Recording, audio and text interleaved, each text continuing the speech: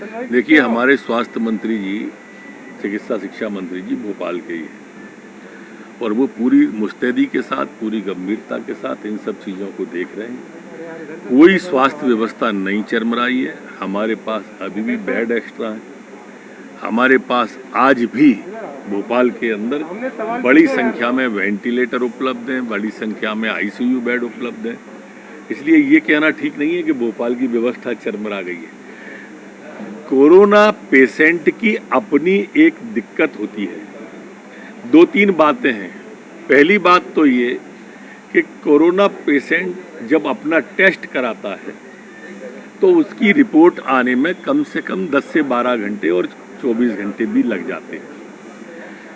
तब तक अस्पताल उसको कौन सा पेशेंट मांगे, उसके सिम्टम हो सकते हैं कि उसके अंदर वो सिम्टम हो, जैसे जुखाम है या खराश है, लेकिन रिपोर्ट के पहले उसको कैसे हम सामान्य वार्ड में भेज दें और कैसे कोविड वार्ड में भेज दें। अगर मान लो वो कोविड पॉजिटिव नहीं आया और हमने कोविड पॉजिटिव में भेज दिया तो एक बैठे ठाले उस व्यक्ति की जान को संकट आ जाएगा। अथवा वो कोविड पॉजिटिव है और हमने सामान्य वार्ड में भेज दिया तो उससे दूसरों की जान को संकट आ जाएगा। रिपोर्ट आने तक हम किन्हीं की व्यक्तियों की जान से खिलवाड़ तो नहीं कर सकते। नहीं, ये स्थिति रिपोर्ट कांग्रेस कह रही है कि राजा ना व्यापारी, अब की बार पटवारी। अब कांग्रेस अपना नेता, कांग्रेस ऐसा नहीं है, नया नारा नहीं आया है। कांग्रेस अंतर्द्वंद से गूंज रही है। कांग्रेस का ये संक्रमण काल है। वहाँ जितने भी हैं, अभी कुछ दिन पहले आदरणीय जयवर्धन जी का पोस्टर था भावी मुख्यमंत्री के रूप में। माननीय नकुलनाथ जी खुद कह ही चुके हैं। अब राजा ना व्यापारी, जीतू पटवारी, मेरे को तो समझ नहीं आ रहा है। मैं तो मानता हूँ कि ना पटवारी ना व्यापारी, अब की बार जनता की बारी।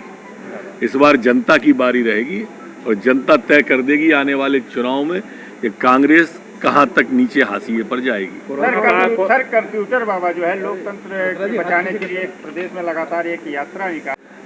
पूज्य बाबा हैं, उनके चरणों को प्रणाम करता हूं। धर्म बचाने के लिए, धार्मिक मुद्दों के लिए यात्रा निकालें, अच्छा है। संत हैं, वो बहुत बड़े हैं, मैं उनका बहुत आदर करता हूं। पर अगर राजनीति करना है तो ये चोला छोड़ना चाहिए। कांग्रेस अभी और अगर ये चोला पहनना है तो राजनीति छोड़ देना चाहिए। कोई जरूरी थोड़ी है। बहुत से काम समाज सुधार के आज हैं।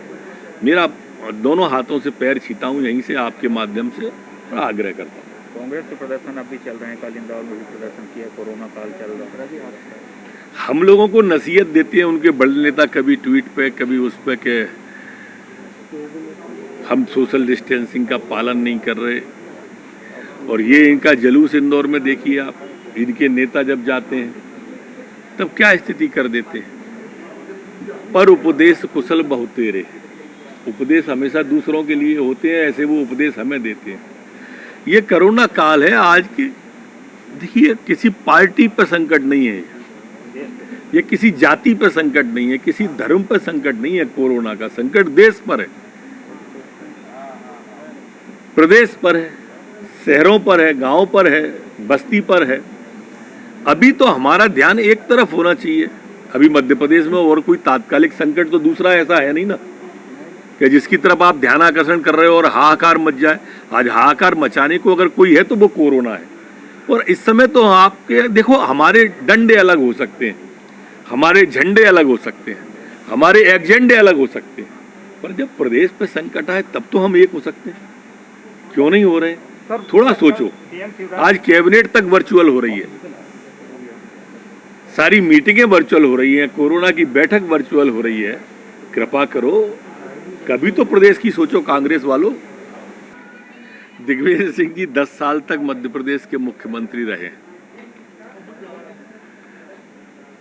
अब मैं ये तो नहीं कहता कि उन पर मुझे तरस आता है, या क्योंकि वो योग्य व्यक्ति हैं,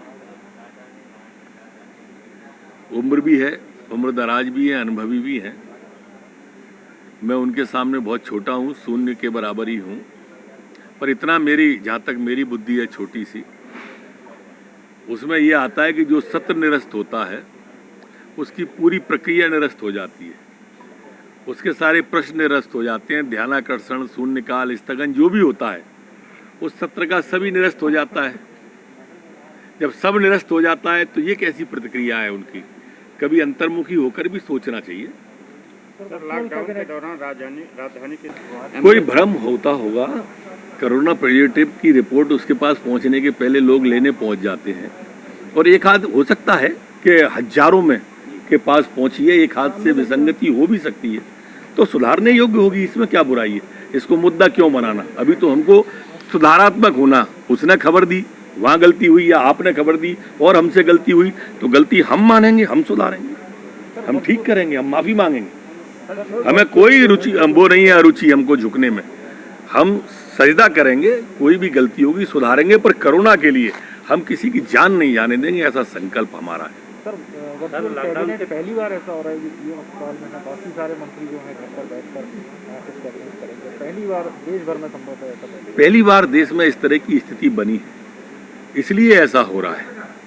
हम लोग इकट्ठे बैठ जाएं कैबिनेट में और पब्लिक को दूर सोशल डिस्टेंसिंग का उपदेश दें, ये अच्छा नहीं है। मुख्यमंत्री जी का सोच बहुत स्पष्ट है इस बारे में, और इसलिए संदेश हमसे भी जाता है, इसलिए वर्चुअल कैबिनेट कर रहे हैं हम। और कुछ सर अत्याधुनिक मकान बनाने जा रही है पुलिस के अंदर हम अत्याधुनिक मकान की शुरुआत अब छोटे जिलों से भी करने वाले हैं, और हमारी कोशिश है कि हम अधिक से अधिक, हमारे जो कांस्टेबल हैं उन भाइयों को, मकान में बड़ी दिक्कत आती है, बस्तियों में रहते हैं और ये परिवार को कम समय दे पाते हैं। मैंने आज जो बैठक ली पुलिस हाउसिंग की, उसमें ये भी कहा है कि जो मल्टी बने उसके अंदर एक कमरा अलग से लाइब्रेरी का भी हो, जिसमें उनके बच्चे बेटे बेटियां पढ़ के एक ठीक रचनात्मक दिशा की ओर बढ़ सकें। क्योंकि कई बार शिकायतें आती हैं कि वो ये समय परिवार को कम दे पाते हैं तो वो बिगड़ जाते हैं, तो सरकार की ओर से भी ये पहल हो, उस दिशा में भी हम आगे बढ़ रहे हैं। कहाँ से शुरुआत होगी?